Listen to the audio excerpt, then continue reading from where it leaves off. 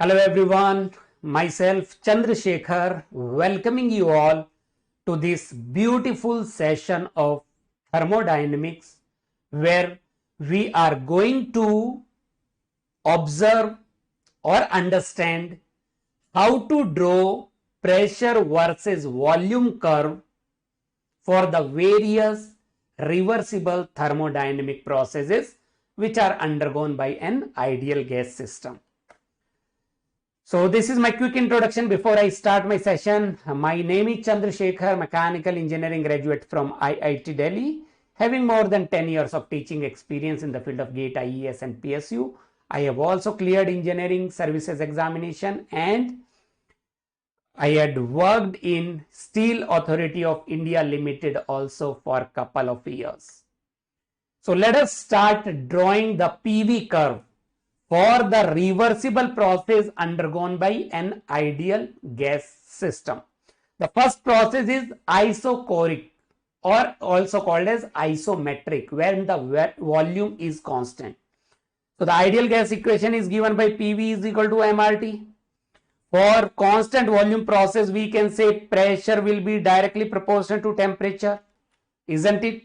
P will be directly proportional to temperature.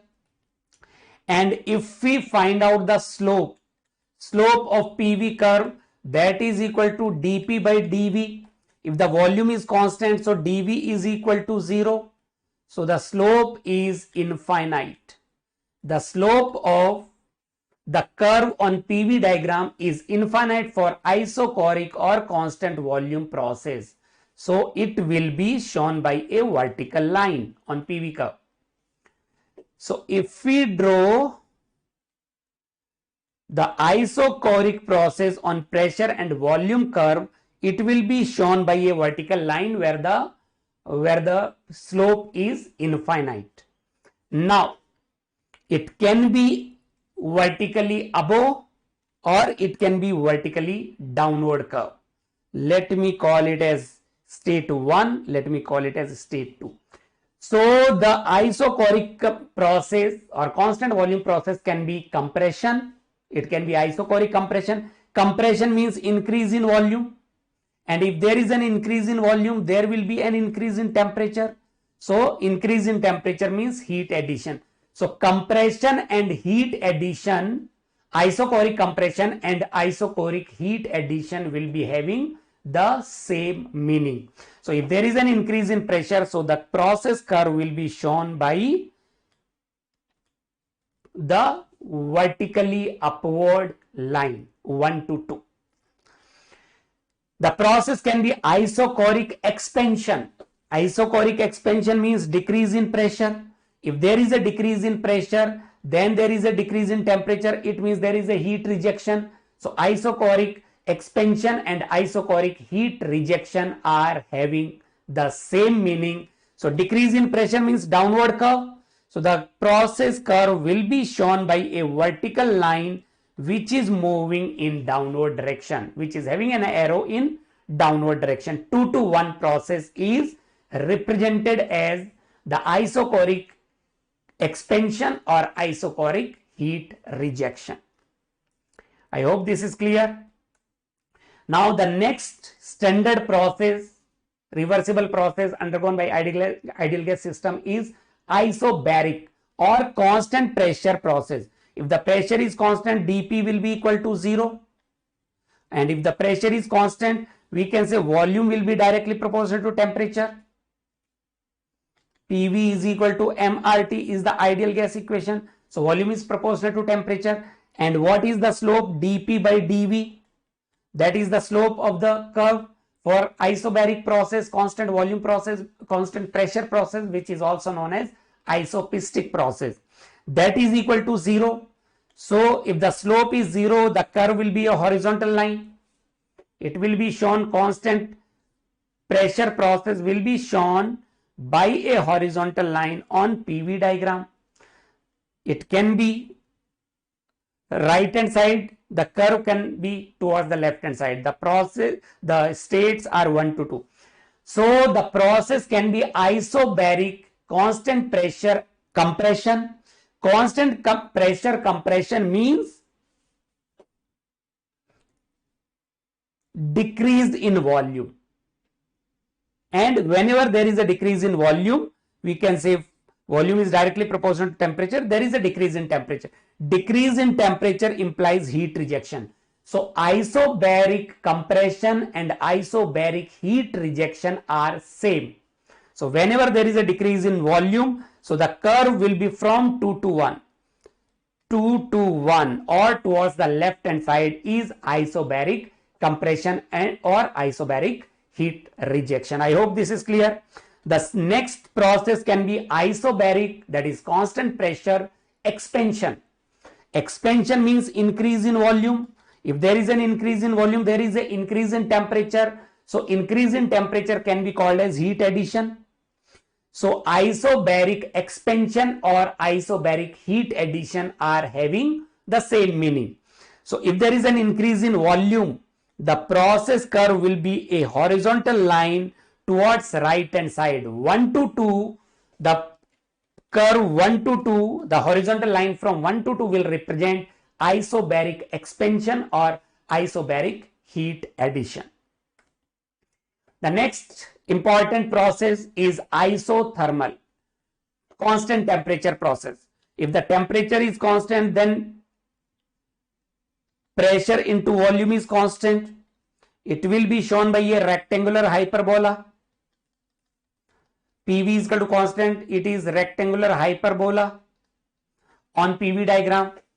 And if the temperature is constant, dP by dV, slope of the curve for constant temperature process is given by minus P by V. The slope for isothermal process is given by minus P by V. It is negative slope and the magnitude will be pressure upon volume. So isothermal can be shown by a rectangular hyperbola on PV diagram. Something like this. This is, let us say, 1. This is the state 2. It can be 1 to 2 or it can be 2 to 1. So if the process is isothermal compression, isothermal compression means increase in pressure or we can say decrease in volume. So whenever there is a compression, it is same as heat rejection because a substance contracts on cooling. It is same as cooling. Decrease in volume is due to cooling. So the isothermal compression or isothermal heat rejection are having the same meaning. So increase in pressure and decrease in volume will be compression. So the process curve will be from 2 to 1. And expansion, isothermal expansion and isothermal heat addition are having the similar meaning because a substance expands on heating. So expansion means increase in volume or that will give rise to decrease in pressure or that is due to heating. Whenever there is an increase in volume for isothermal process, it is accompanied by heating or it is accompanied by heat addition. Isothermal compression is always accompanied by heat rejection. So if there is an expansion, isothermal expansion or isothermal heat addition, that will be shown by the curve 1 to 2. Isn't it? Expansion means increase in volume and decrease in pressure, or we can also call it as heat addition. The next important process is adiabatic process when there is no heat transfer takes place or if the system is thermally insulated.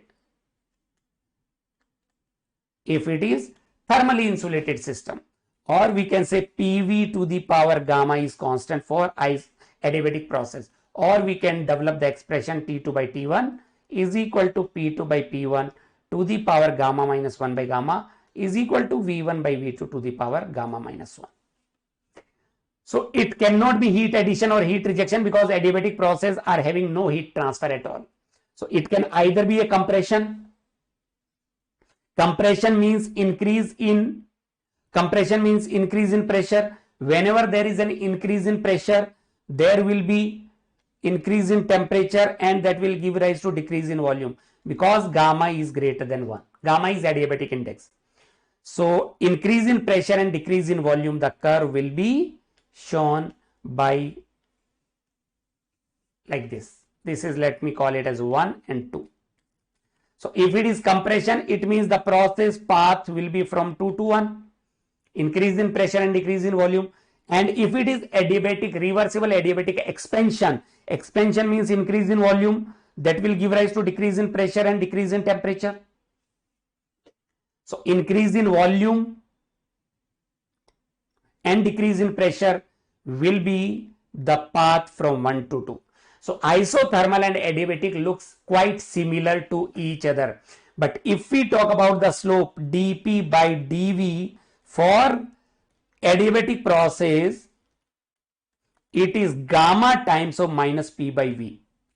It is gamma times of minus P by V. It means the slope of adiabatic process on PV curve is gamma times the slope of isothermal process on PV curve. It means adiabatic slopes are more than the isothermal curve slopes, or we can say adiabatic processes are more steep compared to the isothermal process on PV diagram. If I summarize all the processes, pressure versus volume curve, because the slopes are negative, the horizontal line will be for constant pressure process. It can be towards right hand side, it can be towards left hand side. Isobaric expansion is towards right, isobaric compression is towards left, and the vertical line will be for constant volume. It can be vertically downward expansion and vertically upward compression. And then if we show the isothermal process, that is looking like this. Isothermal process is having less slope on PV curve. This and this is constant temperature or isothermal process, which is less steep. And if I show you adiabatic process are having more slope, this is Q is equal to 0, this is Q is equal to 0. So these, because they are having negative slope, dP by dV is negative. That is why they are drawn in second and fourth quadrants only.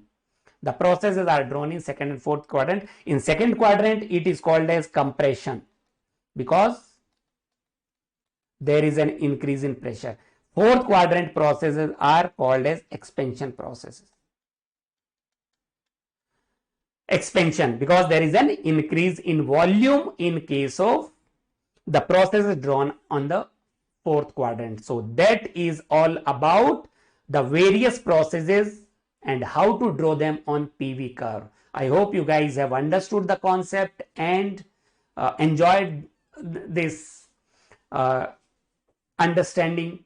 See you in the next such session. Till then, enjoy, take care, have a good day and a great career ahead. Thank you guys. Thank you for joining in.